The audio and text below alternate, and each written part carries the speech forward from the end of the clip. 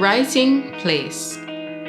I love building worlds and writing about different places, whether they're real or completely made up. As writers, we have this special power where it is our words that open an entire scene in the mind of the reader. Now, the words alone come with no real visual, so it really does begin in our brain and it works through the pen and is read or heard by someone else. The writing is left with them, so it is the reader who must be able to see and get what you want to get from that story or poem.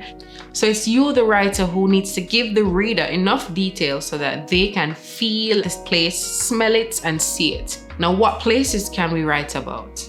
This can be a specific geographic location, one that exists in the world that we know. It can be an event. Was it a big event, a historical event that most people will know, or was it a very personal event?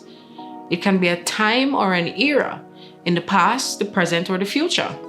Who or what objects, things, plants, animals are likely to be found in your place?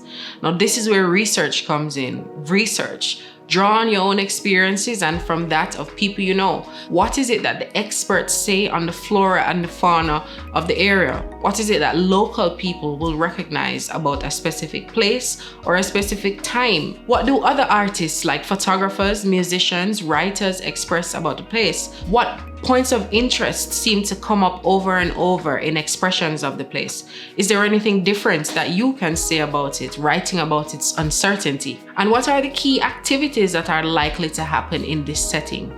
And even if it's not central to your story, it can add some background elements that help us to establish the setting.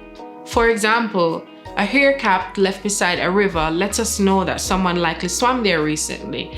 Or fresh muddy hoofprints near a wooded path lets us know that it is not entirely abandoned.